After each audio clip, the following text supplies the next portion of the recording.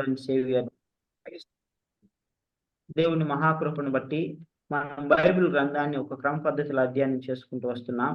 దేవుడు మరి పరిశుద్ధాత్మ ద్వారా మనల్ని నడిపిస్తూ ఆది కాండం నుంచి లేవి కాండం వరకు అధ్యయనం చేయడానికి ప్రభు సాయం చేశారు. ఇప్పుడు మనం సంఖ్యాకాండంలోనికి వచ్చాం. సంఖ్యాకాండంను మనం గమనించినట్లయితే మనము క్విక్గా లాస్ట్ క్లాస్లో ఏం చూసుకున్నాం ఒకసారి చూసుకుందాం. సంఖ్యాకాండము మోషే రాసినటువంటి గ్రంథము, ధర్మశాస్త్రంలో 4వ పుస్తకము. ధర్మశాస్త్రం అనగా మొదటి 5 గ్రంథాలు: ఆది కాండము, నిర్గమాకాండము, లేవి కాండము, సంఖ్యాకాండము, ద్వితీయోపదేశ కాండము. ఈ యొక్క పంచకాండాలను కలిపి ధర్మశాస్త్రం అంటారు. దేవుడు మోషేకు బయలుపరిచినటువంటి ఈ యొక్క సత్యములు ఇవన్నీ కూడా మొదటి 5 గ్రంథాల్లో పొందుపరచబడినవి. సో దీని గ్రంథకర్త మోషే.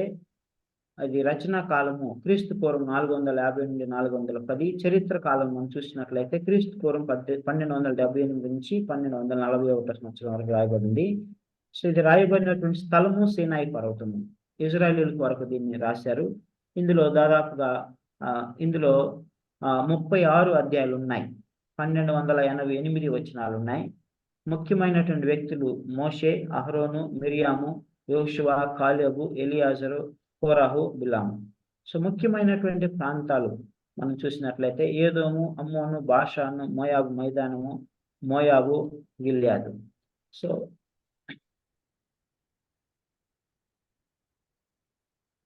ముఖ్య వచనాన్ని మనం చూసినట్లయితే 14వ అధ్యాయము 22, 23 వచనాలు. So because all those men which have seen my glory and my miracles which I did in Egypt and in the wilderness, and have tempted me now these 10 times, and have not hearkened to my voice, surely they shall not see the land which I swear unto their fathers, neither shall any of them that provoked me see it. So ఐగుప్తులోను అరణ్యంలోను నేను చేసిన సూచక్రియలను నా మహిమను చూసిన ఈ మనుషులందరూ ఈ 10 మార్లు నా మాట వెనుక నన్ను పరిశోధించరి. కాగా వారి పితరులకు ప్రమాణపూర్వకంగా ఇచ్చిన దేశమును వారు చూడనే చూడరు. నన్ను అలక్ష్యం చేసిన వారిలో ఎవరును దానిని చూడరు. సో దేవుడు స్పష్టంగా సెలవిస్తా ఉన్నాడు, 10 మార్లు నన్ను శోధించారు. నేను అరణ్యంలోను ఐగుప్తులోను చేసిన సూచక్రియలను నా మహిమను చూసిన మనుషులందరూ కూడా శోధించారు, నా మాట వినలేదు. కాబట్టి ప్రమాణము చేసినటువంటి కానాను దేశంలోనికి వారు ప్రవేశింపరు. నన్ను అలక్ష్యము చేసిన వారిలో ఎవరో దాన్ని చూడరు అంటున్నాడు. ప్రియమైనటువంటి దేవుని బిడ్డలారా, neither shall any of them that provoked me see it. అంటే నన్ను శోధించినటువంటి వారు, నా మాట విన్నటువంటి వారు, నా ఆజ్ఞలను కట్టడలను అలక్ష్యము చేసిన వారు కానానులోనికి ప్రవేశించరు అని స్పష్టంగా సెలవిస్తా ఉన్నాడు. This is the key verse of this book. So కాబట్టి మనం నేర్చుకోవాల్సినటువంటి పాఠం ఏంటంటే, ఈ యొక్క సంఖ్యాకాండంలో సో దీనిలో మనకు జనాభా లెక్కలు కనబడతాయి. తిరుగుబాటు స్వభావం, ఇజ్రాయేలీల తిరుగుబాటు స్వభావం కనిపిస్తుంది. వారి అరణ్య సంచారము మరియు కానాను గురించినటువంటి సూచనలు. సో దీని నుంచి మనం నేర్చుకునేది ఏంటంటే, we should walk faithfully with the Lord. We should have a faithful walk with the Lord. మోషే వలె, యోషువ వలె, కాలేబు వలె మరియు వీరి వలె మన విశ్వాసం నడకను మనం నేర్చుకున్నాం. రెండవది, దేవుని మార్గంలోని తెలుసుకోవాలి. Knowing the ways of the lord, very very important. If you do not know the way of the lord, then we cannot walk with God faithfully. If you do not know the way, we cannot walk. So విశ్వాసపు నడకను మనం దేవునితో నడవాలి. రెండవది, దేవుని మార్గములను మనం తెలుసుకున్నాలి. అందుకనే దావీదు అంటాడు, O Lord, show me thy ways and teach me thy paths so that I may walk in them అంటాడు. దేవా, నీ త్రోవలను నాకు చూపించుము, నీ మార్గము నాకు నేర్పించుము, నేను వాటిలో నడుస్తానంటాడు.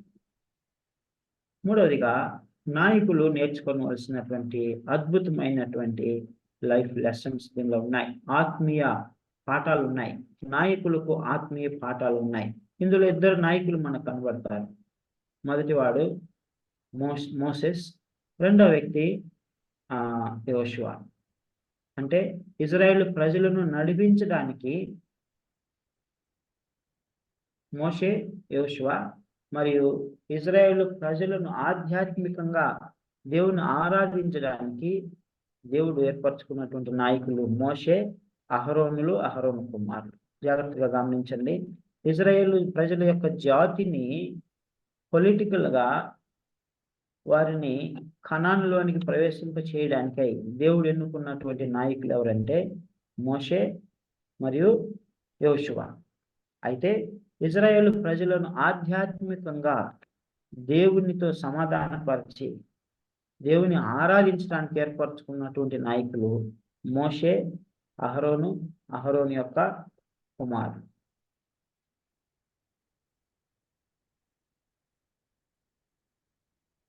సో ఈ యొక్క సీనాయి పర్వతం నుండి కాదేష్ బర్నియా వరకు జరిగినటువంటి యాత్ర, సంఖ్యాకాండం అంతా కూడా సీనాయి పర్వతం నుండి ఇజ్రాయేల్ ప్రజలు బయలుదేరి ఆ యొక్క కాదేష్ బర్నియా అనేటువంటి ప్రాంతంకు వస్తారు.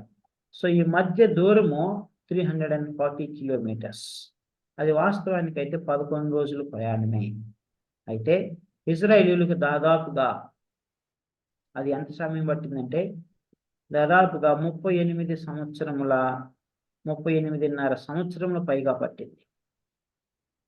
38 years and half, nearly 38 years 10 months, something like that. So 11 రోజులు ప్రయాణము. అంత దూరం ఎందుకు పట్టింది? అంత సమయం ఎందుకు పట్టింది? సంవత్సరంలో రోజులు ప్రయాణము సంవత్సరంలో ఎందుకు పట్టింది? కారణం ఏంటంటే ఇజ్రాయేలు ప్రజల యొక్క అవిధేయత, ఇజ్రాయేలు ప్రజల యొక్క disobedience, rebellious nature, doubt and tempting God. దేవుని శోధించటము, అవిధేయత చూపించటము, వాక్యములకు లోబడకపోవటము, ఆజ్ఞలను పాటించకపోవటము, అవిశ్వాసము, విగ్రహారాధన, తిండిపోతుతనము, ఇవన్నీ కూడా ముఖ్య కారణాలు. సో వాటిని బట్టి ఇజ్రాయేల్ ప్రజలు ఆ యొక్క యాత్రలో ఓడిపోయినటువంటి వారిగా ఉన్నారు. ఒకసారి మనం ఇంకా ముందుకు వెళ్ళి చదువుకునేటప్పుడు మీకు అర్థమవుతుంది. సో ఇజ్రాయేల్ ప్రజలు ఆ మార్గం అంతా కూడా 340 కిలోమీటర్లు సనుకొనటమే, గొనుకొనటమే, శోధించటమే, విగ్రహారాధన చేయటమే, సందేహించటమే, అవిశ్వాసం చూపటమే. వై? సీనాయి పర్వతం మీద దేవుని మహిమను చూడలేదా?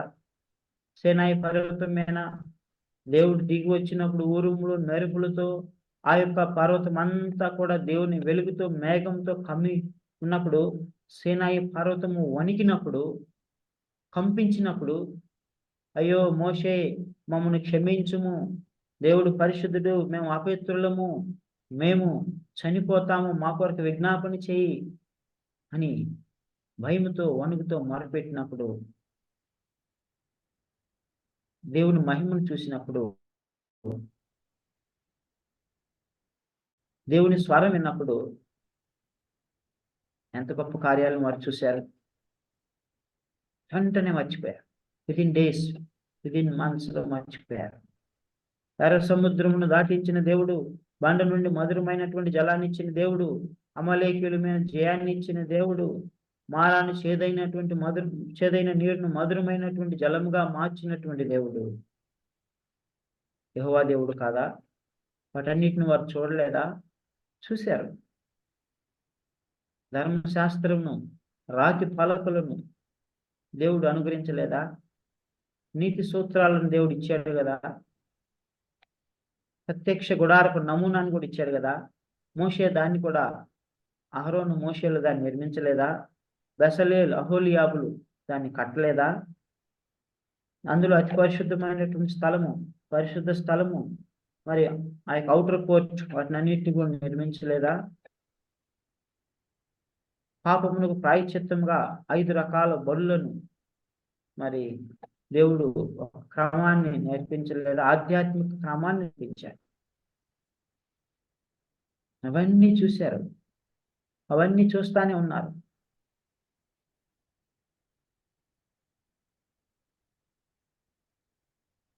అహరోను ఇద్దరు కుమారులు నాదాబు అబీహు వేరొక అగ్నిని అర్పించి దేవుని యొక్క ప్రత్యక్ష గుడారంలో నాశనమైపోలేదా, చనిపోలేదా, అది చూశారు. దేవుని ఉగ్రతను కూడా చూశారు.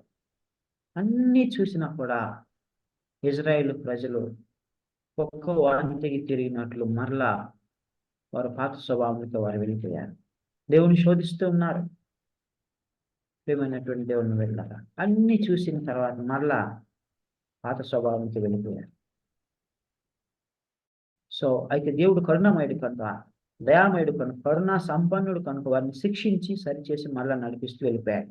అయితే దేవుడు కోపం వచ్చేమన్నాడంటే, నా మాటను అలక్ష్యం చేయువాడు, నన్ను అలక్ష్యం చేయువారు ఎవరునో దాన్ని చూడరు. లాస్ట్ క్లాస్లో కూడా మనం చూసుకున్నాం ఎన్నిసార్లు దేవుని వారు శోధించారు. మన యొక్క ఆఫీసుల్లో మన సబార్డినేట్స్ ఉంటారు, మన దగ్గర పనిచేసే వాళ్ళు ఉంటారు. ఒకసారి వారు అవిధేయులైతే, మాట వినకపోతే వారిని క్షమిస్తాం. రెండోసారి మూడోసారి మాట వినకపోతే మనం కంప్లైంట్ చేస్తాం, లేకుంటే వారిని దండిస్తాం, వారిని శిక్షిస్తాం, వారి కౌన్సిలింగ్ ఇస్తాం. అప్పటికి వినకపోతే వారిని మార్చేస్తాం. మరి దేవుడు ఇజ్రాయేల్ ప్రజలు 10 మార్లు శోధిస్తే ఏ నేరం లేకుండా, ఏ తప్పు లేకుండా, ఏ కారణం లేకుండా అకారణంగా ప్రేమించిన, కరుణించిన, జాలి చూపించిన, విడిపించిన, మన్నాతో పోషించినటువంటి దేవుణ్ణి శోధిస్తే మరి ఇజ్రాయేల్ ప్రజలను దేవుడు ఏం చేయాలి? నిశ్చయంగా వారిని అక్కడ నశింపు చేయాలి. కానీ దేవుడు నశింపు చేయాలి. ఎందుకంటే వారు దేవుడు ఏర్పరచుకున్నటువంటి స్వకీయ జనము. దేవుడు భూమి మీద ఉన్నటువంటి జనులందరిలో, ప్రజలందరిలో కల్లా ఒక ప్రత్యేకంగా ఒక జనాంగాన్ని ఏర్పరచుకొని పరిశుద్ధపరిచి వారిని హెచ్చించి ఒక క్రమాన్ని ప్రపంచానికి నేర్పించడానికి దేవుడు ఆ జాతిని ఏర్పరచుకున్నాడు. కనుక ఆయన కరుణా సంపన్నుడు కనుక వారిని ఆయన నశింప చేయలేదు, నాశనం చేయలేదు. సో ఇజ్రాయేలీయుల యాత్ర అంతా కూడా ఒక యాత్రికుని ప్రయాణం లాగా ఉంటుంది, పిలిగ్రిమ్స్ ప్రోగ్రెస్ లాగా ఉంటుంది. జాన్ బనియన్ అనేటువంటి భక్తులు పిలిగ్రిమ్స్ ప్రోగ్రెస్ అనేటువంటి బుక్ రాశారు, అద్భుతంగా రాశారు. ఆ మార్గంలో ఎన్నో శోధనలు వస్తాయి, ఎన్నో పరీక్షలు వస్తాయి. సిటీ ఆఫ్ వ్యానిటీ అంటే వ్యర్థమైనటువంటి, నాశనకరమైనటువంటి సిటీ అనేది ఎదురవుతుంది. అక్కడ పాపము, అన్యాయం, అక్రమం ఉంటుంది. సలాగున మార్గం వెళుతూ ఉంటే సాతానుడు అనేక రకాలుగా శోధిస్తాడు. But finally by the power of the holy spirit, పరిశుద్ధాత్మ సహాయం ద్వారా, దేవుని వాక్య సహాయం ద్వారా యాత్రికుడు గమ్యాన్ని చేరుకుంటాడు, యేసుక్రీస్తుని కలుసుకుంటాడు. సో దీనిలో ఈ యొక్క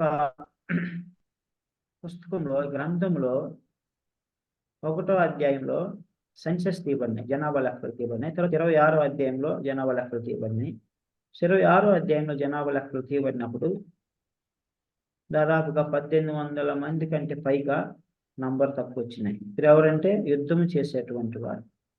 సో అది ఎందుకు వచ్చిందంటే వారు అవిధేయతను బట్టి వారు మార్గంలో నశించిపోయారు.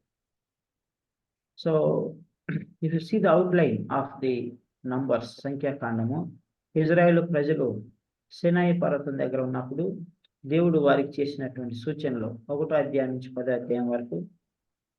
తర్వాత ఇజ్రాయేల్ ప్రజలు అరణ్య యాత్ర, సినాయి పర్వతం నుండి మోయాబు మన్యం వరకు వారు చేసినటువంటి యాత్రలో జరిగిన సంఘటనలు, అవి 10వ అధ్యాయం 11వ వచనం నుంచి 22వ అధ్యాయం వరకు మనం చూస్తాం. మూడవది, వారు మోయాబు మన్యంలోనికి వెళ్ళి అక్కడ వారు క్యాంప్ చేస్తారు, అంటే అక్కడ ఆగుతారు.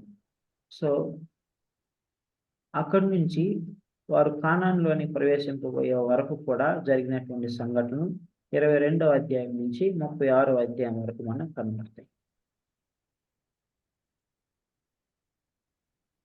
So if you see the first thing, the camp at Sinai. So మనము మొదటి అధ్యాయం మనం ధ్యానించుకున్నాము. మొదటి అధ్యాయంలో అంతా కూడా జనాభా లెక్కలు, ఇజ్రాయేల్ జనాభా లెక్కలు, యుద్ధము చేయగలిగినటువంటి వారు ఎంతమంది ఉన్నారు, వారి గోత్రముల ప్రకారము వారిని లెక్కించారు. అప్పుడు వారు 6,03,000 మంది వరకు వచ్చారు. సో ఇప్పుడు ఈ యొక్క మొదటి భాగాన్ని మనం చూసుకున్నట్లయితే వారు సీనాయి పర్వతం దగ్గర క్యాంప్ అయి ఉన్నప్పుడు దేవుడు వారి ప్రత్యక్ష గుడారాన్ని నమూనా ఇచ్చాడు. ప్రత్యక్ష గుడారాన్ని నమూనా ఇచ్చి దేవుడు ప్రత్యక్ష గుడారంలో వాసం చేయడం ప్రారంభించాడు. అహరోనుకు సేవ పరిచర్య బాధ్యతలు అప్పగించాడు. దహన బలుల క్రమాన్ని నేర్పించాడు. పండుగలు ఏం చేయాలో నేర్పించాడు. ఎట్లా చేయాలో నేర్పించాడు. పస్కాని ఎలా చేయాలో నేర్పించాడు. అన్ని నేర్పించిన తరువాత మరి ఇజ్రాయేల్ ప్రజలు అక్కడి నుంచి వారు బయలుదేరి కనాన్లోని ప్రవేశించవలసినటువంటి సమయం ఆసన్నమైంది. ఇజ్రాయేల్ యొక్క అరణ్య యాత్ర ప్రారంభమైంది. సో ఈ యొక్క అరణ్య యాత్ర ప్రారంభమైనప్పుడు, సీనాయి పర్వతం మీద ప్రారంభమైనప్పుడు, అప్పటి వరకు దేవుడు ఇజ్రాయేల్ ప్రజలను కాపాడుతూ వచ్చాడు, కానీ వారి పక్షంగా యుద్ధం చేస్తూ వచ్చాడు. అయితే దేవుడు ఇజ్రాయేల్ ప్రజలకు యుద్ధానికి కూడా వారిని సిద్ధపరుస్తూ ఉన్నారు. శత్రువులు ఒకవేళ దాడి చేస్తే వారిని ఎలాగో జయించాలి. అందుకనే వారిలో యుద్ధము చేయగలిగిన వారు, సైనికులుగా ఉండగలిగినటువంటి వారిని లెక్కించమని చెప్పారు. సో ఇక్కడ నుంచి ఇజ్రాయేలీలే వారు సొంతగా యుద్ధము చేయాలి. అప్పటి వరకు దేవుడు పక్షం యుద్ధం చేశారు. సో అప్పటి వరకు వారు బేబీస్గా ఉన్నారు. తర్వాత వారు అడల్ట్స్ అయ్యారు. దేవుడు వారికి యుద్ధాన్ని నేర్పిస్తూ ఉన్నాడు. సో దానిలో భాగంగా మరి ఆ యొక్క ప్రత్యక్ష గుడారం అనేటువంటిది, ఆ యొక్క హోలీ టవర్నికి వాళ్ళు ప్రయాణమైనప్పుడు దాన్ని ఎలాగో తీసుకొని వెళ్ళాలి, ఎవరు తీసుకొని వెళ్ళాలి. తర్వాత ఇంకొక ప్రాంతానికి వెళ్ళిన తర్వాత వారు అక్కడ క్యాంప్ అయితే ఆ క్యాంపులో వారు ఏ గోత్రకు వారు ఎక్కడ ఉండాలి అనేటువంటి విషయాలని నేర్పించాలి. సో తర్వాత ఆ మూవ్ అయ్యేటప్పుడు, బయలుదేరేటప్పుడు లేవీల యొక్క బాధ్యతలు ఏంటి, లేవీల యొక్క రెస్పాన్సిబిలిటీస్. లేవీలను దేవుడు పరిశుద్ధ ప్రత్యక్ష గుడారం యొక్క పరిచర్య కొరకై ఎన్నుకున్నాడు. So this is the outline of the camp of Israel. So 2వ అధ్యాయాన్ని మనం చూసినట్లయితే దేవుడు స్పష్టంగా చెప్తాడు, ఇజ్రాయెల్ ప్రజలు మరి ఇక్కడ నుంచి బయలుదేరిన తర్వాత వేరొక ప్రాంతానికి వెళ్ళిన తర్వాత వారు అక్కడ ఎలా క్యాంపుగా ఉండాలి, ఎవరు ఎక్కడ ఉండాలి, ఏ ట్రైబ్ ఎక్కడ ఉండాలి, ఏ జాతి, ఏ తెగవారు ఎక్కడ ఉండాలని చెప్పాడు. So first of all they should build the tabernacle. ప్రత్యక్ష గుడారాన్ని వాళ్ళు నిర్మించాలి. మనం దీని గురించి క్షుణ్ణంగా చూసుకున్నాం. అతి పరిశుద్ధ స్థలము, పరిశుద్ధ స్థలము మరియు ఔటర్ కోర్ట్. సో ఇవన్నీ కూడా వారు ఫస్ట్ ప్రత్యక్ష గుడారాన్ని నిర్మించాలి. సో ఆ ప్రత్యక్ష గుడారం చుట్టూ కూడా లేవీలు నివాసం ఉండాలి. లేవీలు మూడు కుటుంబములకు చెందినవారు. ఒకటి పెద్దవాడు గెర్షోను, రెండో వాడు కహాతు, మూడో వాడు మెరారి. సో గెర్షోనీలు లెక్క పెట్టమన్నాడు దేవుడు. వారు, ఇది 3వ అధ్యాయంలో ఉంటుంది, వారు దాదాపుగా 7,500 మంది ఉన్నారు. గెర్షోనీలు ప్రత్యక్ష గుడారముకు పడమటి పక్కన, అంటే వెనుక భాగమున వారు నివసించాలి. ఇది ప్రత్యక్ష గుడారం అయితే గెర్షోనీలందరూ కూడా ఇక్కడ వాసం చేయాలి.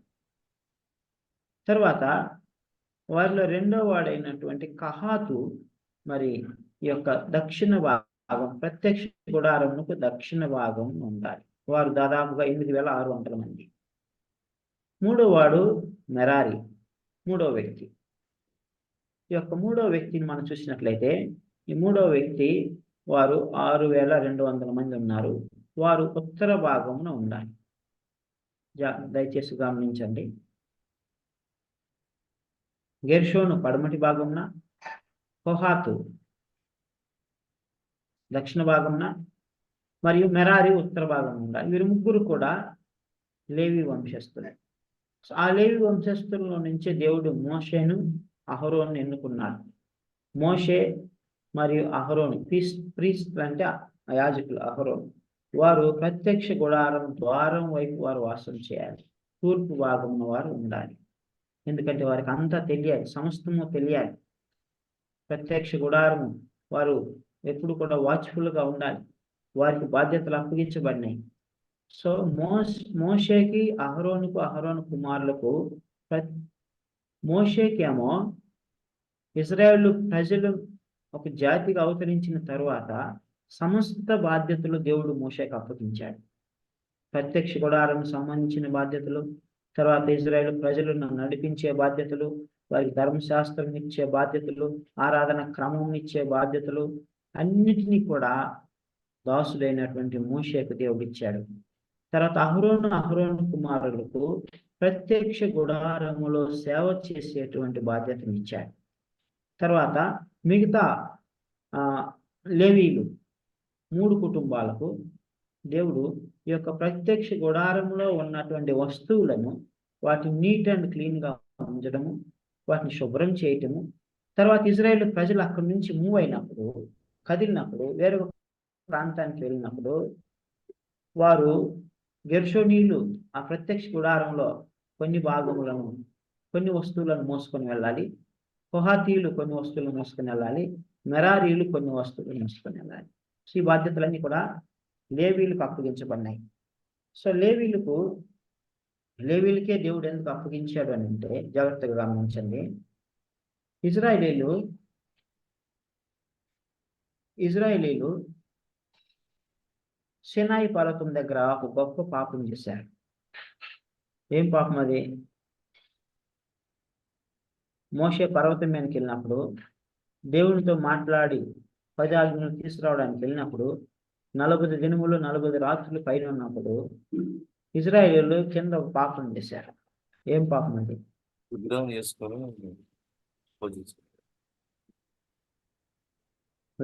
ఏ విగ్రహం అది? బంగారు దూడని చేశారు. వారికి ఉన్నటువంటి స్త్రీలకు, పురుషులకు, వారి ఇళ్లలో ఉన్నటువంటి బంగారాన్ని అంతటిని తీసుకొని ఏం చేశారు? బంగారు దూడని చేశారు. ఎందుకు బంగారు దూడని చేశారు తెలుసా? అసలు ఆ బంగారం వారికి ఎక్కడి నుంచి వచ్చింది?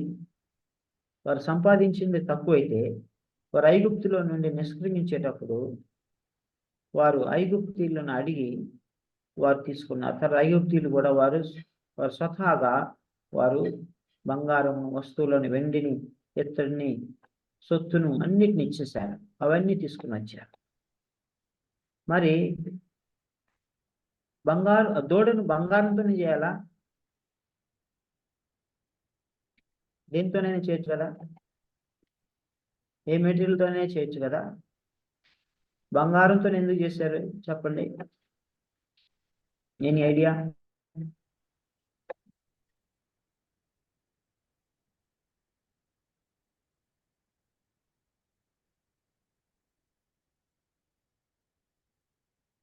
ఓకే, చెప్పండి. Any idea? Anybody can say something? Okay, so ఎందుకు బంగారంతోనే దూడం చేశారంటే, అసలు వాళ్ళు ఎక్కడి నుంచి వచ్చారు? 400 సంవత్సరాలు ఎక్కడ ఉన్నారు వాళ్ళు? వాళ్ళ పితరులు ఎక్కడ ఉన్నారు? ఐగుప్తులో ఉన్నారు. ఈ బంగారు దూడ అనేటువంటి విగ్రహం ఐగుప్తు విగ్రహం. ఐగుప్తీయులు ధన సంపన్నులు. మనము 10 అద్భుత కార్యాలను, 10 తెగుళ్ళను గురించి మనం చూసుకున్నాం కదా, గుర్తుందా? నిర్గమకాండంలో దేవుడు 10 తీర్పులను, 10 తెగుళ్లను ఇశ్రాయేలు మీద తీసుకొచ్చాడు. సో దానిలో 10 మంది దేవతలను గురించి మనం చూసుకున్నాం. కరెక్ట్? ఒక్కొక్క తెగులకి ఒక్కొక్క దేవతని మనం చూసుకున్నాం. గేబు అని పేల దేవతని, రైట్? అట్లా చూసుకున్నాం. సో అట్లా ఒకటి కూడా ఒక దేవత దూడ ఉంటుంది, యానిమల్ లాగా ఉంటుంది, రైట్? సో ఐగుప్తు ప్రజలు వారి దేవతలను వారికి ఉన్నటువంటి బంగారు సొత్తుతోటి, బంగారంతో శ్రేష్టమైనదిగా వారు చేసేవారు. సో ఇజ్రాయేలీలు ఐగుప్తీయుల్లో బానిసలుగా ఉన్నప్పుడు ఇవన్నీ కూడా వారు అక్కడి నుంచి నేర్చుకున్నాయి.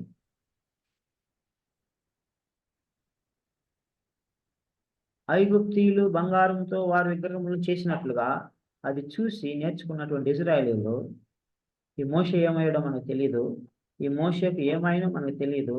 కాబట్టి మనం విడిపించినటువంటి మోషే మనకు కనబడట్లేదు. కాబట్టి మనం విగ్రహాన్ని చేసుకున్న ఇదే మనల్ని విడిపించింది అని వారు బంగారు తోడను చేశారు. What we learn from this? దీని నుంచి మనం ఏం నేర్చుకుంటాం? ఐగుప్తు నుంచి నిష్క్రమించిన తర్వాత, ఐగుప్తు దేవతల మీద తెగుళ్ళను దేవుడు తీసుకొచ్చిన తర్వాత, వారు దేవుళ్ళు కాదు, వారందరూ నశించిపోయేవారే, ఓడిపోయిన వారు వారి దేవతలు కూడా వారిని కాపాడలేరు అని దేవుడు నిరూపించిన తర్వాత కూడా యెహోవా ఎవరో నేను ఎరుగును అని ఫరో కఠినంగా, గర్వంగా, అహంకారంతో మాట్లాడినటువంటి ఫరో 10 తెగుళ్ళ తర్వాత ఏమన్నాడు? నా కొరకు ప్రార్థన చేయండి, యెహోవాయే దేవుడు, నా కొరకు ప్రార్థన చేయండి, మీరు వెళ్ళండి, మీ దేవుణ్ణి ఆరాధించండి అని విరిగి నలిగిన హృదయంతో మరి ఫరో అలాగ మాట్లాడతారు. ఇవన్నీ వీరు చూశారు. ఐగుప్తు విగ్రహాలు, ఐగుప్తు దేవుళ్ళే కాదు, దేవతలు దేవుళ్ళే కాదని వారికి తెలుసు. అయినా కూడా విగ్రహాన్ని చేశారు. ప్రియమైనటువంటి దేవుని బిడ్డలారా, ఆ విధంగా ఇజ్రాయిలు తప్పిపోతూ వస్తున్నారు. సో మరి ఇవన్నీ మనం ఎందుకు నేర్చుకుంటున్నామంటే, ఇవన్నీ మనకు బుద్ధి కలుగడానికి దేవుడు రాసించాడు. వారు చేసిన పొరపాట్లు మనం చేయకూడదు. పాపం అనే బానిసత్వంలో విడిపింపబడిన తర్వాత మనం మరలా తిరిగి పాపం వైపు చూడకూడదు. విశ్వాసంను కర్తయ్య దాన్ని కొనసాగించేవాడని యేసు వైపు చూస్తూ మనం ముందుకు పరిగెట్టాలి, కానీ మనం తిరిగి వెనుక చూడకూడదు, కుడి అడుగులకు తిరగకూడదు. లోతు భార్య వెనక్కి తిరిగి చూడొద్దు అని అంటే వెనక్కి తిరిగి చూసింది. ఏమైంది? లోతు భార్య వెనక్కి తిరిగి చూసి ఏమైంది? ఉప్పు స్తంభం అయిపోయింది, చనిపోయింది. ఇజ్రాయేలీయులు కూడా అలాగనే వెనక్కి తిరిగి చూస్తా ఉన్నారు. My dear brothers and sisters, no turning back. We should never ever look back to our past and never ever try to recollect the past life. That is sinful life. That was sinful life. That's gone. దేవుడు మనల్ని పరిశుద్ధులుగా చేశాడు, నీతిమంతులుగా చేశాడు, యథార్థవంతులుగా చేశాడు, సత్యవంతులుగా చేశాడు, ఆయన రాజ్య వారసులుగా చేశాడు.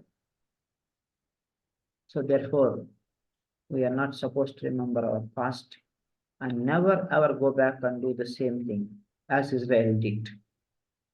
సో ఈ విధంగా ఈ యొక్క ఇజ్రాయేల్ ప్రజలు అక్కడ మరి వారికి క్యాంపుగా ఎలాగ ఉండాలి అనేటువంటి దేవుడు వారికి నేర్పిస్తూ వస్తున్నాడు. సో మోషే మరియు అహరోను ఆయన కుమారులు తూర్పు భాగాన్ని ఉంటారు. ఆ తర్వాత మరి ఇజ్రాయేల్ ప్రజలకు దేవుడు చెప్పాడు, మోషేకి చెప్పాడు, ఇదిగో ఈ యొక్క 12 గోత్రాలను ఎలాగో అమర్చు. చూడండి, ఫస్ట్ తూర్పు భాగాన్ని మనం చూసినట్లయితే యూదా గోత్రము, క్యాంప్ ఆఫ్ జూడా అంటారు దీన్ని. సో ఈ 3 గోత్రాలకు ముఖ్య నాయకులు యూదా వారు. సో వీరు 74,600 మంది ఉన్నారు. తర్వాత ఇస్సాకారు 54,400 మంది ఉన్నారు. జెబులూను 57,400 మంది ఉన్నారు. వీరు తూర్పు భాగాన వీరు ఉండాలి. పడమరి భాగాన క్యాంప్ ఆఫ్ ఎఫ్రాయిం వంశస్థులు ఉండాలి. ఎఫ్రాయిము, మనషే, బెన్యామిన్. సో వారి యొక్క కౌంట్ ఇక్కడ ఇవ్వబడి ఉన్నది. సో వీరు పడమటి భాగాన్ని ఉండాలి. తర్వాత ఉత్తర భాగాన్ని వచ్చేసరికి దాను, ఆషేరు, నఫ్తాలి. దాన్, ఆషేర్, నఫ్తాలి.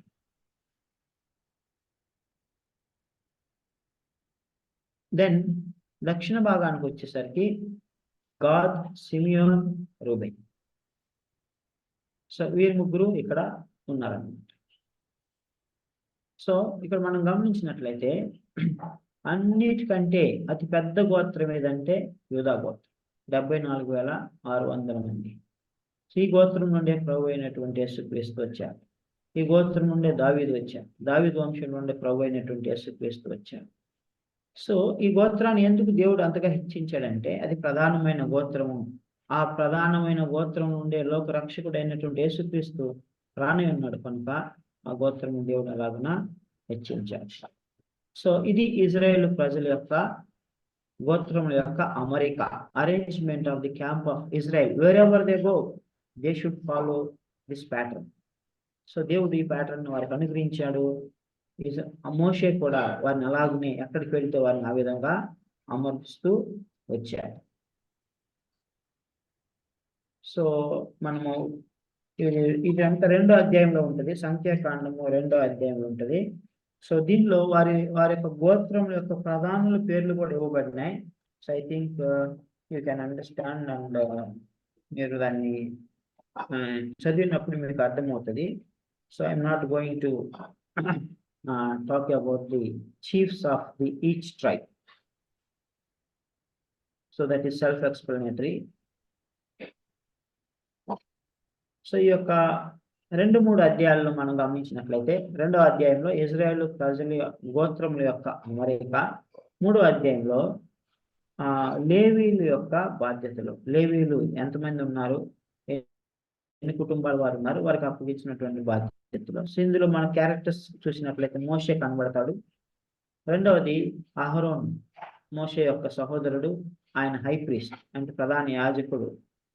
ఇజ్రాయేల్ దేశం అంతటికి కూడా ప్రధాన యాజకుడు. మోషే ఏమో ఇజ్రాయేల్ దేశం అంతటికి కూడా ఓవరాల్ అన్ని విషయాల్లో నాయకుడు. మరి అహరోన్ ఏమో యాజకత్వంలో ఇజ్రాయేల్ ప్రజలకు, దేశానికి నాయకుడు, హై ప్రీస్ట్. దెన్ ఈ యొక్క అధ్యాయంలో 3వ అధ్యాయంలో ఇజ్రాయేల్ ప్రజల యొక్క లేవీల యొక్క ఫ్యామిలీస్ గురించి రాయబడి ఉన్నది. నేను చెప్పాను, చూసుకున్నాం కదా, గెర్షోనీలు, కహాతీలు, మెరారీలు. సో మనము లేవి కాండంలో మనం చూసుకున్నాం, వేరొక అగ్నిని అర్పించి అహరోన్ 2 కుమారులైనటువంటి వారు నాదాబు, అబీహు చనిపోయారు. ఆ తర్వాత దేవుడు ఎలియాజర్ను, ఈతామార్ అనేటువంటి ఇద్దరిని ఎన్నుకున్నాడు. ఇది మనకు 1-4 వచనాలు మనకు కనబడుతుంది. సో వారు అక్కడ దేవుని యొక్క పరిచర్య చేసినట్లుగా మనం చూస్తాం. తర్వాత 3వ అధ్యాయం 5వ వచనం నుంచి 13వ వచనం వరకు మనం చూసినట్లయితే, లేవైట్స్ ఆర్ డెడికేటెడ్ టు గాడ్.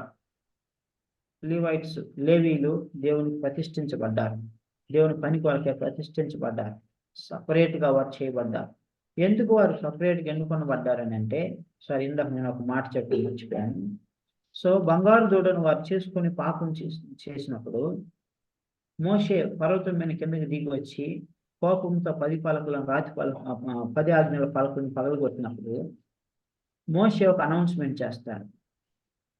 యెహోవా పక్షంలో ఉన్న వారు ఇప్పుడు వైపుకు రండి, ఇటువైపుకు రండి. యెహోవా పక్షం లేని వారు అక్కడే ఉండండి అని అంటాడు. యెహోవా పక్షంలో ఉన్నవారు ఇటువైపుకు రండి, కుడి వైపుకు రండి అని అనౌన్స్ చేసినప్పుడు ఆ కుడి వైపుకి ఏ గోత్రం వారు వచ్చారు? మోషే పిలుపునకు లోబడి ఏ గోత్రం వారు వచ్చారు? 12 గోత్రాల్లో ఒకే ఒక గోత్రం వాళ్ళు ఆయన పిలుపునకు లోబడి అటువైపు వచ్చారు. యూదా గోత్రం ద్వారా, లేవి గోత్రం ద్వారా, ఎఫ్రాయిం గోత్రం ద్వారా ఎవరు?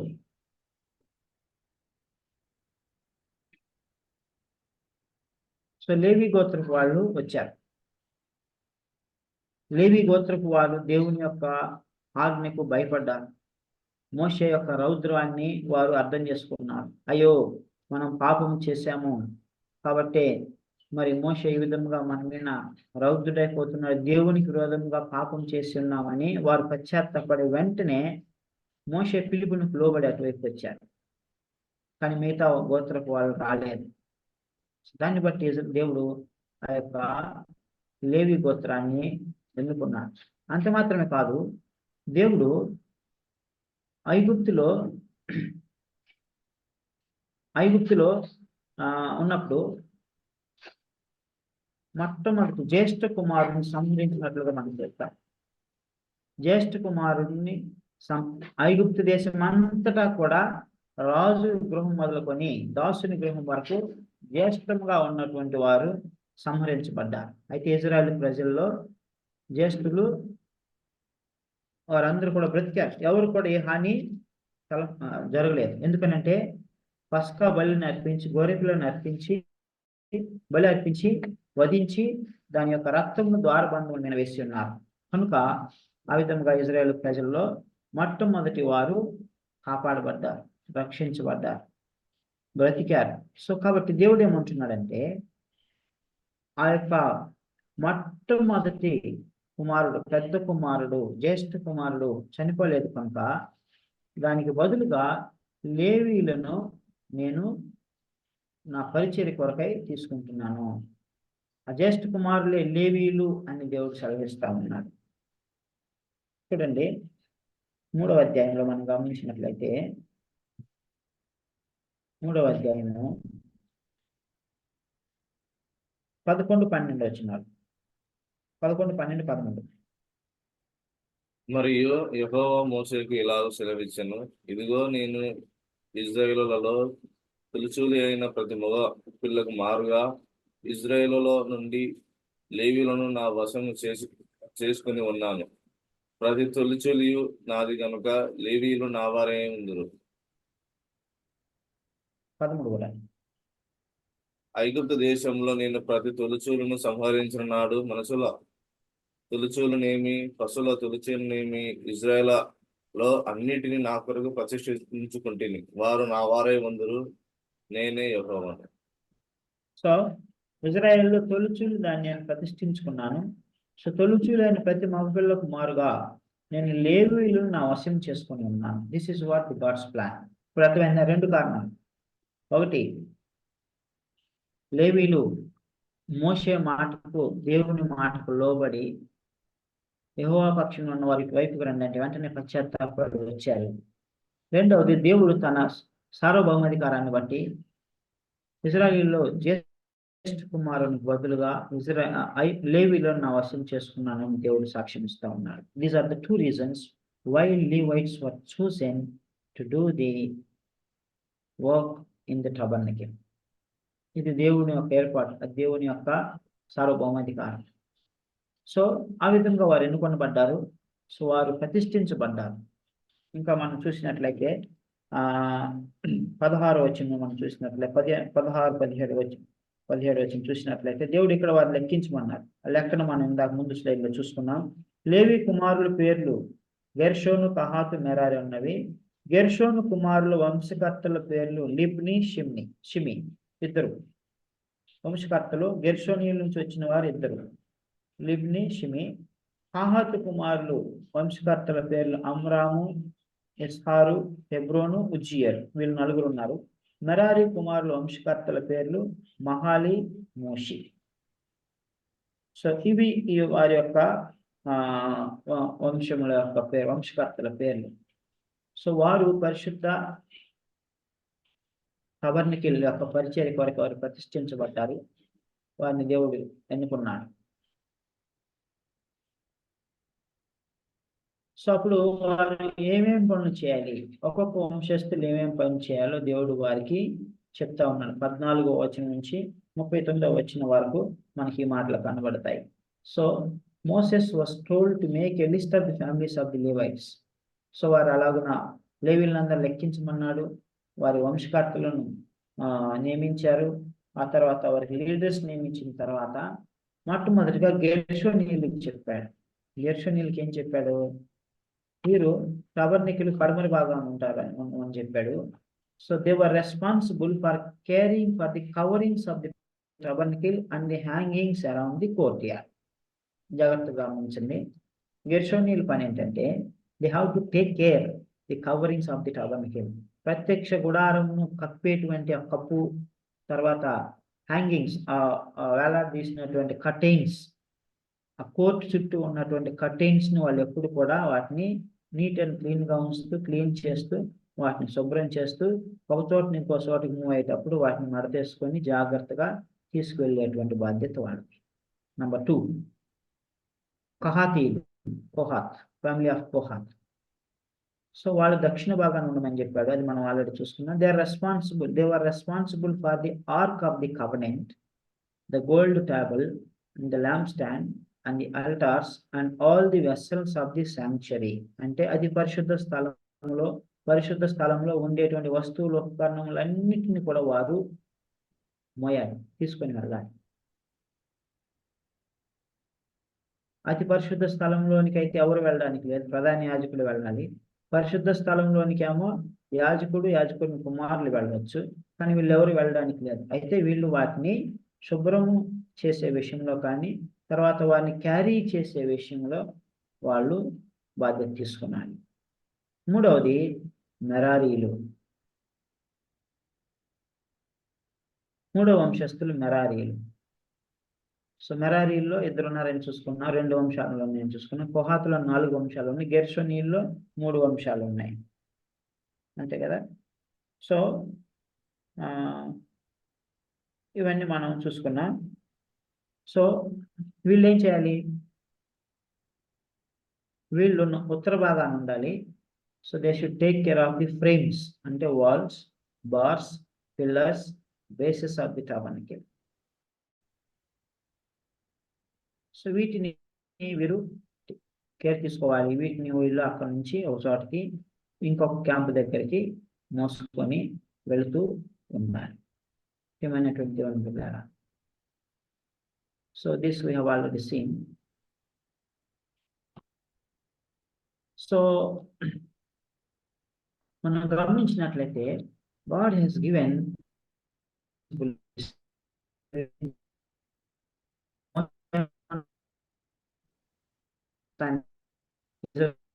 నడిపించే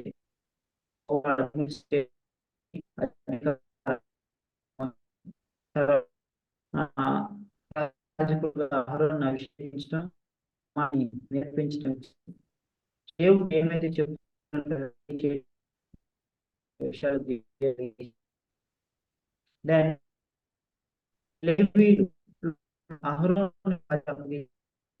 కుటుంబానికి సేవ పెంచడం,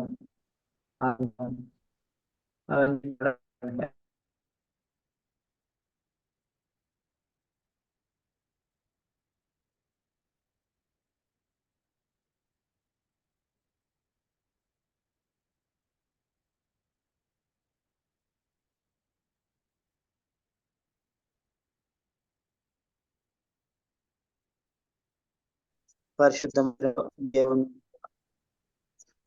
సన్నిధిలో మనం చేయవలసినటువంటి బాధ్యతలు మనము నెరవేర్చవలసి ఉన్నది. ఒకరి బాధ్యతలను ఒకరు చేయడానికి వీల్లేదు. దేవుడు ఎవరికి ఏ బాధ్యతలు అప్పగించాడో వాటిని మనం చేయాలి. కాబట్టి మనము మన బాధ్యతలను మనం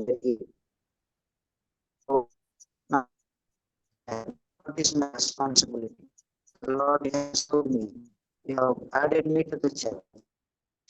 I shall దేవుని అడిగిన దేవుడు మనకు బయలుపరుస్తాడు. మనకు దేవుడు అనుగ్రహించిన తలంతుల ప్రకారం దేవుని